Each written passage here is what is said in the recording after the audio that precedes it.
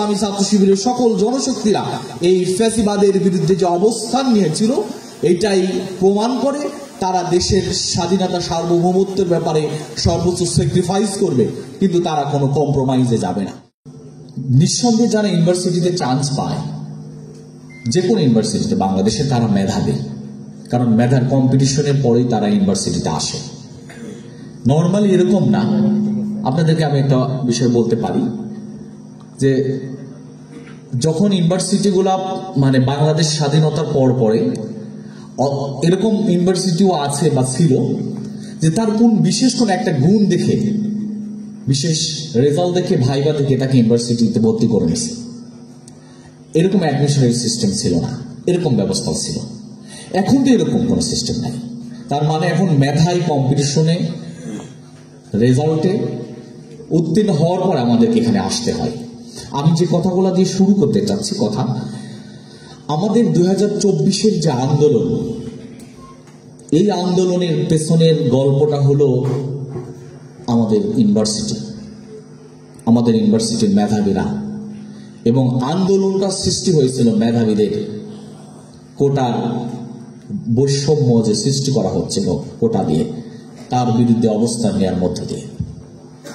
তার মানে হলো এটা আমাদের যারা এই আন্দোলনে এসেছিল, আন্দোলনে নেতৃত্ব দিয়েছে, আন্দোলনে ডাক দিয়েছিল, তারা প্রত্যেকে মেধাবী। আর সেই আন্দোলনের প্রথম ডাকটা এসেছিল ঢাকা ইউনিভার্সিটি থেকে। কাজে সেখান থেকে সারা দেশে, আমি তো কুমিল্লা ইউনিভার্সিটির বিষয়ে অনেক ভালো জানি, অন্তত এতটুকু জানি যে কুমিল্লা ইউনিভার্সিটির স্টুডেন্টরা ঢাকা চট্টগ্রামের এই রোডটাকে প্রথম বন্ধ করে আন্দোলনের মাত্রাটাকে একটা ভিন্ন জায়গায় নিয়ে গিয়েছে। এটা কেউ অস্বীকার করে না। তার মানে আমাদের 24-এর আন্দোলন ছিল মেধাবীদের, এবং এই আন্দোলনের মূল কথা ছিল, আন্দোলনের মূল স্পিরিটটা ছিল বৈষম্য মুক্ত, ফ্যাসিবাদ মুক্ত, বন্দী এই জাতিকে মুক্ত করার জন্য বৈষম্য বিরোধী আন্দোলন শুরু হয়।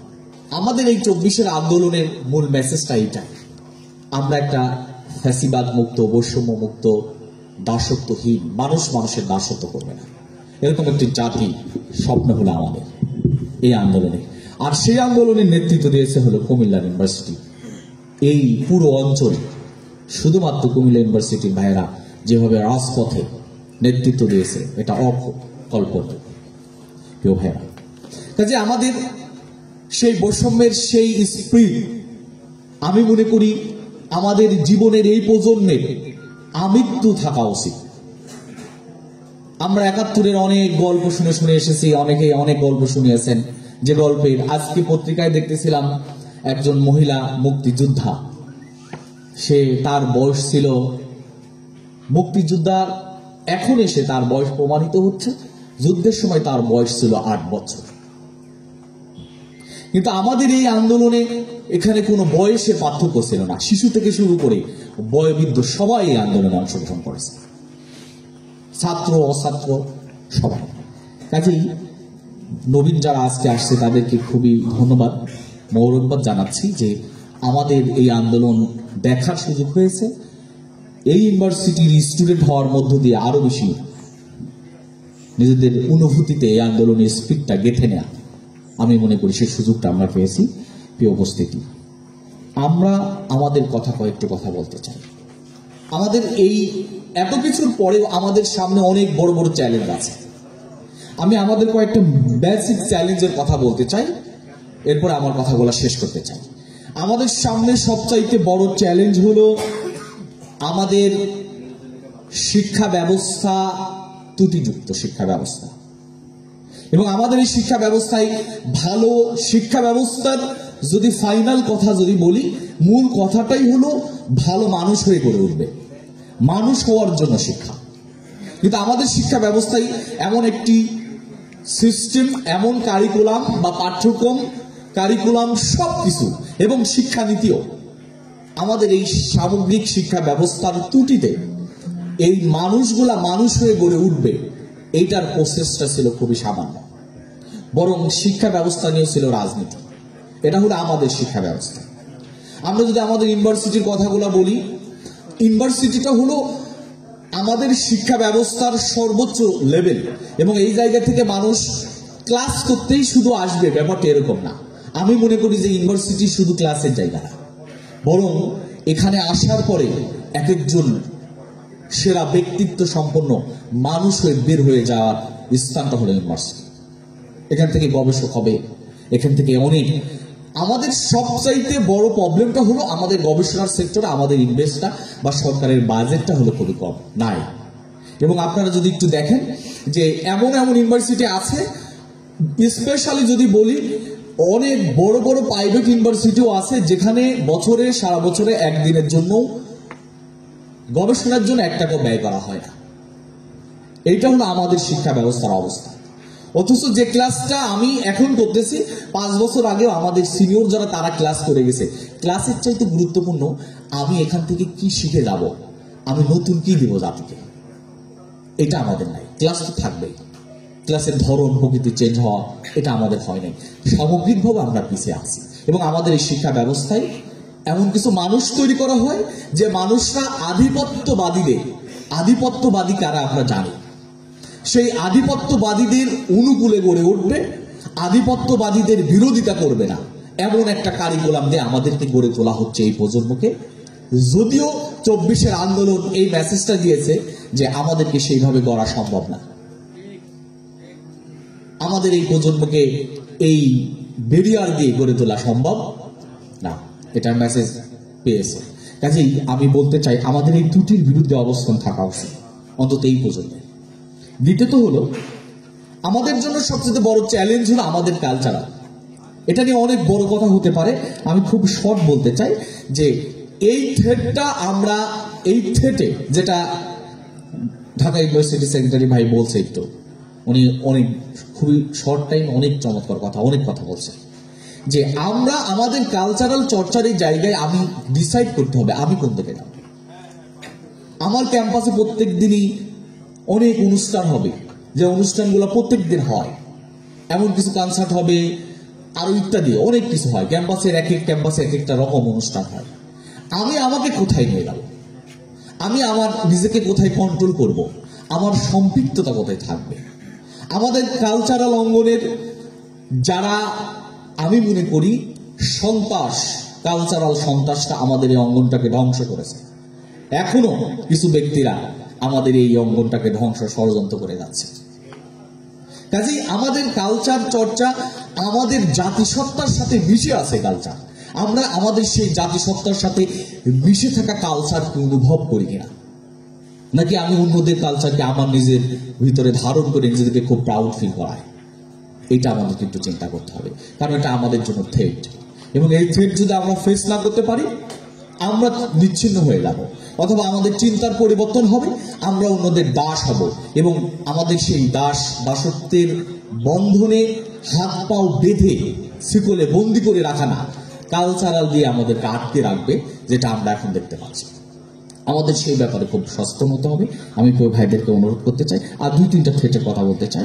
এর ভিতরে গুরুত্বপূর্ণ হলো যে আমাদের অর্থনৈতিক যে চ্যালেঞ্জ আমাদের সামনে, থ্রেট খুবই মারাত্মক। ব্যাংকগুলো দেউলিয়া, এটা রিকভারি হইতে কত সময় লাগবে এটা আমাদের জানা নাই, এবং এই সরকার কোনো জায়গায় ভালো না করলেও হয়তো এই জায়গায় ভালো করতে পারে এর অন্তর্বর্তীকালীন সরকার, কিন্তু সামগ্রিকভাবে একটা জাতির মেরুদণ্ডটাকে ভেঙে দেওয়া হয়েছে, অর্থনীতির সেক্টরগুলোকে নষ্ট করা হয়েছে, কিছু ব্যক্তিদের কাছে টাকা পয়সা কুক্ষিগত হয়ে গেছে, এবং কিছু ব্যক্তিরা দেশের বাইরে পাচার করে নিজেরা পাহাড় সম টাকা জমা করে তারা তাদের মতো আলিশান লাইফ লিড করছে। আমরা যেখানে আছি পাহাড়ের মতো, এরকম পাহাড়, টাকার পাহাড় তাদের কাছে। আমি যদি বলি একটা ব্যবসায়িক প্রতিষ্ঠানের কাজের মহিলার টাকার পরিমাণ হলো 100 কোটি, তাহলে বুঝতে হবে কি পরিমাণ দুর্নীতি আমাদের দেশে হয়। কাজের মহিলার টাকা যদি হয় 100 কোটি, তাহলে এটা কি পরিমাণ হইতে পারে দুর্নীতি আমাদের দেশে। হলো এটা সিনারি। ব্যাংকিং সিস্টেম, সব ব্যাংকের অবস্থা খুবই খারাপ। যারা ব্যাংকে যায়, আপনারা কেউ যদি ব্যাংকে যান, তাহলে কেউ ইমার্জেন্সি 10 লাখ টাকা দরকার, তখন আপনি বুঝতে পারবেন যে বাংলাদেশের অবস্থাটা কি, যে ব্যাংকে টাকা নেই, মানুষ টাকা পাবে না, টাকা কিছু ব্যক্তিদের হাতে। এবং এর চাইতে ভয়ঙ্কর হলো যারা বিগত দুঃশাসনে নিজেরা নিজেদের মতো করে করে টাকা নিয়ে আসছে, সেই টাকাগুলা এখন ঋণ খেলাফি ঋণ হিসেবে বা বিভিন্ন ওয়েতে হয়তো এই ব্যক্তিরা দেশ থেকে পালাতো, এখন একটা প্রসেসের দিকে যাচ্ছে, কিন্তু টাকা তো তারা নিয়ে চলে গেছে, তাদেরকে ধরাও যাচ্ছে না। এবং বিগত সময় আমরা দেখেছি নর্মালি 1 লাখ 2 লাখ 5 লাখ 10 লাখ টাকা যারা নেয় এদেরকে কোনোদিনই মওকুফ করা হয় না, কিন্তু যারা 100 কোটি 200 কোটি টাকা নিছে, বিভিন্ন পর্যায়ের ব্যক্তি ছিল ওই সময় 24-এর আগে, এই 5ই আগস্টের আগে, এই 100 কোটি 200 কোটি 500 কোটি টাকার ভিতর থেকে এদেরকে মওকুফ করে দেওয়া হতো, কিন্তু 5 লাখ 10 লাখ ব্যক্তি যারা গরিব এদেরকে মওকুফ করা হয় না। এটা ছিল আমাদের দেশের অর্থনৈতিক সিনারি। কাজে আমাদের এই প্রতিষ্ঠানগুলো ধ্বংস, আমাদের এই জায়গায় ভূমিকা রাখার ছাত্রদের সুযোগ আছে, আমাদের যত জায়গা থেকে কথা বলার সুযোগ আছে আমাদের তত জায়গা থেকে কথা বলতে হবে। এবং আমাদের এই প্রজন্ম যদি এই দায়িত্ব না গ্রহণ করে এই ক্রাইসিসগুলা ফেস করে সামনে যাওয়া, তাহলে এই জাতি পিছনেই পড়ে থাকবে। এবং আমি মাঝে মাঝে একটা কথা বলি, আমাদের স্বাধীনতার বয়স হলো 53 বছর, অথচ আমাদের মানচিত্রে অবস্থান, আমাদের কোনো কিছুর অভাব নেই, কিন্তু আমাদের বড় ক্রাইসিস ছিল নেতৃত্বের। যথার্থ নেতৃত্ব আমরা দেখি নাই। আমাদেরকে যাদের যে নেতৃত্বের কথাগুলো আমরা শুনে আসছি, কেউ ছিল সাম্রাজ্যবাদীদের পক্ষে, কেউ ছিল পুঁজিবাদীদের পক্ষে। এই জাতির জন্য কিছু করার মতো যে লিডারশিপ এই জাতি কোনোদিনই দেখে নাই, তার কারণে এই জাতি আরো অনেক পিছনে। আমি একদম শেষে আরো কয়েকটা কথা বলি, যে আমাদের আর একটা বড় থ্রেট হলো রাজনৈতিক অস্থিরতা। রাজনৈতিক অস্থিরতা, এই রাজনৈতিক অস্থিরতার ভিতরে আমরা আমাদের দেশীয় রাজনীতির পুরোটাই নিয়ন্ত্রণ হয় বাহির থেকে, এটা আমরা জানি। আমাদের এই প্রজন্ম যদি সচেতন না হয় যে আমাদেরকে নিয়ন্ত্রণ করতে চায়, আমরা নিয়ন্ত্রিত হচ্ছি বা রাজনীতিবিদরা নিয়ন্ত্রিত হচ্ছে অন্যের দ্বারা, তাহলে আমাদের দেশের সামগ্রিক সমৃদ্ধি হওয়ার আপাতত কোনো সুযোগ নাই। কারণ আমাদের লিডারশিপের নিয়ন্ত্রণ বাইরে থেকে হয়, তাদের মস্তিষ্কের চিন্তা আসে বাইরে থেকে, বাইরের চিন্তায় বাস্তবায়ন হয়, এই জাতির আকাঙ্ক্ষা বাস্তবায়ন হয় না। কাজেই আমাদের এই রাজনৈতিক অস্থিরতা, রাজনৈতিক যে বিশাল একটা শূন্যতা যাচ্ছে, এই শূন্যতায় এই প্রজন্মের ভূমিকাটা সবচেয়ে বেশি হওয়া উচিত। আমি যারা আজকে নবীন তাদেরকে অনুরোধ করব। এবং চ্যালেঞ্জের ক্ষেত্রে শেষ যে কথাটা বলতে চাই সেটা হলো যে আমাদের জন্য সবচেয়ে বড় থ্রেট হলো বৈশ্বিক চ্যালেঞ্জ, যেটা আমরা জানি আমাদের চারদিকে ঘিরে রাখছে। এর চাইতে বড় বড় চ্যালেঞ্জ আমাদের, যেমন ভূ রাজনীতি, আন্তর্জাতিক দৃষ্টিভঙ্গি, এই সব কিছুই আমাদের উপরে নগ্ন হস্তক্ষেপ করার মতো চারিদিক থেকে আমাদেরকে ঘিরে রেখেছে। একদিকে চায়না, একদিকে আমেরিকা এবং ইউএস, ইউকে, সবাই, একদিকে হলো আমাদের পার্শ্ববর্তী দেশ ভারত, সবাই আমাদেরকে ঘিরে রেখেছে, আমাদেরকে নিয়ন্ত্রণ করতে চায়। এই যে এই নিয়ন্ত্রিত হওয়া জাতিগতভাবে আমাদের লিডারশিপরা এই জায়গা থেকে যদি বের হয়ে না আসতে পারে, তাহলে দাসত্বের যে শিকলে বন্দি থাকা এই জাতি এই বন্দিশালায় চিরকাল বন্দি থাকবে, কেউ বের হয়ে আসবে না। এজন্য আমাদের এই প্রজন্মের দায়িত্ব হলো এই জায়গায় আমাদেরকে সবচাইতে ভূমিকা রাখা। আমি শেষ করব যে ইসলামী ছাত্র শিবির প্রতিষ্ঠা যখন হয় তখন এই সকল বিষয়কে মাথায় রেখে ইসলামী ছাত্র শিবির প্রতিষ্ঠা হয়। 1977 সালে 6 ফেব্রুয়ারি ছাত্র শিবিরের যাত্রাই হলো এই চ্যালেঞ্জ ফেস করার জন্য।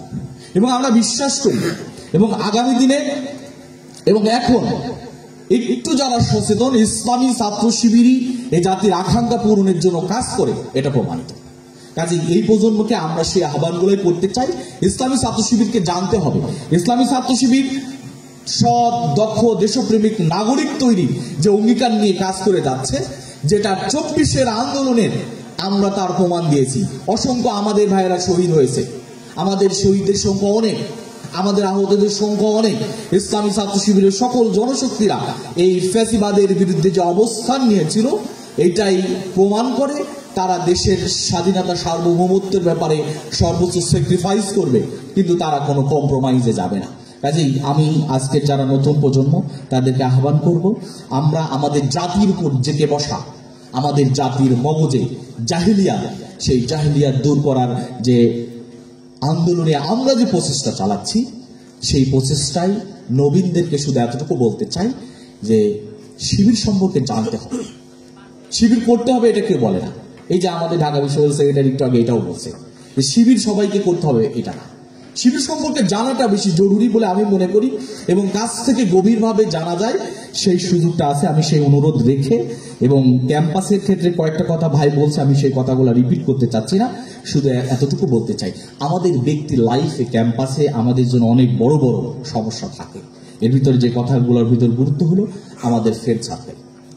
আমি কোন সার্কেলে চলবো এটা আপনারা ডিসাইড করবেন। আমি যদি ভুল জায়গায় চলি, আমরা অনেককে দেখেছি ক্যাম্পাসে, আপনারা দেখবেন ক্যাম্পাসে সে যেভাবে মেধাবী হিসেবে আসছিল, বের হয়ে যাওয়ার সময় তার সেই মেধা আর নেই, অথচ সে নিঃসন্দেহে কম্পিটিশনে কি ভালো করছে। কারণটা কি? কারণ তার পুরো এই ক্যাম্পাসের লাইফে সে পড়াশোনার এই জায়গায় তার দৃষ্টি ছিল না।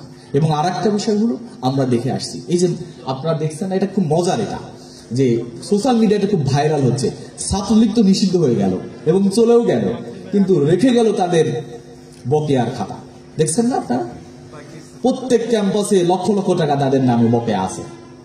এরকম ব্যক্তিদের তালিকায় আমাদের নাম আসুক অন্তত। আর যাই হোক, আমি ছাত্র শিবির নাও করতে পারি, আমি অন্য কোনো সংগঠন নাও করতে পারি, অন্তত এই ব্যক্তিদের মতো হতে চাই।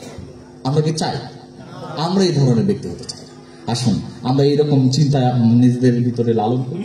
আরেকটি এই সময়ের জন্য আমাদের ব্যক্তিগতভাবে ক্যাম্পাসের জন্য বড় থ্রেট হলো আমাদের সোশ্যাল মিডিয়ায় আমরা খুব বেশি আসক্ত। এটা আমাদের জন্য খুব বেশি থ্রেট। আপনাদের প্রতি রিকোয়েস্ট থাকবে, অনুগ্রহ করে আপনারা এই জায়গায় নিজেদেরকে সেভ রাখবেন। রিয়েলি এই জায়গায় আমাদেরকে খুব ভালো কিছু দেয় না, দেয় কিনা আমার জানা নেই। যে ফেসবুক চালাই না, ফেসবুক সম্পর্কে কোনো আইডিয়াও নাই, সেও তো জাতিকে নিয়ন্ত্রণ করে, এরকম ব্যক্তি তো পৃথিবীতে আছে। এবং বড় বড় ফোনও চালায় না, এই আমাদের মতো অ্যান্ড্রয়েড ইত্যাদি ইত্যাদি চালায় না, সেও তো জাতিকে নিয়ন্ত্রণ করে, এরকম ব্যক্তি তো পৃথিবীতে আছে। আমরা কেন সোশ্যাল মিডিয়া বা ভার্চুয়াল এই জায়গায়, ভার্চুয়ালি আমাদেরকে দক্ষ হতে হবে, এই সময়ের সাথে আমাদেরকে দক্ষ হওয়া উচিত, কিন্তু আমার লাইফটাকে শেষ করাটা উচিত হবে। আপনাদের সেটা অনুরোধ থাকবে। আমি একদম আর 2-3টা কথা বলি, একদম শেষ কথাগুলা, সেটা হলো আমাদের ভিতরে আত্মবিশ্বাস থাকতে হবে। আমাদের আত্মবিশ্বাসগুলো আরো শক্তিশালী হওয়া উচিত। আমি এই ক্যাম্পাসে কি নিয়ে কেন এসেছি এবং আমি কি কারণে এই ক্যাম্পাসে আমার নিজেকে নষ্ট করে ফেলবো বা ধ্বংস করে ফেলবো, অথবা আমি এখান থেকে সেরা কেন হব না, এই আত্মবিশ্বাসগুলো আমাদের থাকা উচিত। আমি আশা করি যারা এই প্রজন্ম, বিশেষ করে আজকের যারা নবীন যারা আসছে, তাদের প্রতি অনুরোধ থাকবে যে আমাদের আত্মবিশ্বাস সেই আমরা এই জাতির সেরা সন্তান হতে চাই, এই জাতির সূর্য সেন সন্তানদের মতো আমাদের অবস্থান সুনিশ্চিত করতে চাই। আমাদের সময়ের অপচয়, আমাদের পড়াশোনার ভারসাম্য, এই সব কিছুই আমাদেরকে একটু সচেতন হতে হবে। ফার্স্ট ইয়ার মানে এরকম না যে আমাকে পড়তে হবে না। এবং আমি মনে করি এখানে যারা সচেতন হবে, ফার্স্ট ইয়ারে যদি রেজাল্ট কারো ভালো না হয়, লাস্ট আরো বাকি ইয়ারগুলাতে, নেক্সট যে ইয়ারগুলা থাকে সেইগুলাতে কারো রেজাল্ট ভালো হয় না। এটা আমি নিজেই মনে করি যে খুব কঠিন আছে। মাস্টার্সে গিয়ে ভালো হতে পারে রেজাল্ট আমার, কিন্তু অনার্সে ভালো হবে না, কারণ ফার্স্ট ইয়ার তার ভালো হয় না। এই জন্য আমাদের ফার্স্ট ইয়ারটা বেশি গুরুত্ব পাওয়া উচিত। আসুন আমরা সে চেষ্টা করি, নিজেদের গতি বাড়াতে হবে, নিজের গতিটাকে বেশি করতে হবে, এবং এই গতিটা এই সময়ের সাথে কথার চেয়ে কাজের গতি বেশি হওয়া উচিত। এত বেশি কথা বলার চাইতে কাজ বেশি হওয়া উচিত, এই আহ্বান রেখে। এবং একদম শেষ কথা, আমাদের চারিত্রিক সৌন্দর্যটা হলো আমাদের মূল সৌন্দর্য। ব্যক্তির আরো অনেক সৌন্দর্য থাকলেও চারিত্রিক সৌন্দর্য যদি সুন্দর না হয়, তাহলে ব্যক্তি সেই সৌন্দর্যটাই আসল সৌন্দর্য না। এই জন্য অনুরোধ করতে চাই, আমাদের চারিত্রিক সেই দৃঢ়তা নিয়ে আসতে হবে, যেটা আমাদেরকে সফল করবে। এবং আমরা এখন যে ব্যক্তিগুলাকে দেখি, অনেক ব্যক্তিকেই তো আমরা পৃথিবীতে দেখি যে দেখতে এত সুন্দর না, কিন্তু ব্যক্তি হিসেবে সফল। এর অন্যতম জায়গা হলো তারা চারিত্রিক দিক দিয়ে সফল। আমরা আমাদের চরিত্রের এই জায়গায় যেন ত্রুটি না থাকে, নৈতিকতার এই অবক্ষয়ে আমি নিজেকে যেন ধ্বংস না করে ফেলি, এই বিষয়গুলো আমরা বিশেষ খেয়াল রাখতে চাই। এবং আমাদের বিনয়, নম্রতা, ভদ্রতা, আমাদের মেধার চর্চা, এটা আমাদের লাইফে সবচেয়ে বেশি গুরুত্ব পাওয়া উচিত। আসলে আমরা আমাদের সেই 24-এর এই প্রজন্ম হিসেবে আমরাই এ জাতির স্বপ্ন পূরণ করতে চাই। আমরা এই নতুন কোনো কিছু এই জাতিকে দিতে চাই, আমরা আমাদের নিজেদেরকে সেভাবে গড়ে তুলতে চাই। সবাইকে অসংখ্য মোবারকবাদ। আসসালামু আলাইকুম রহমতুল্লাহ।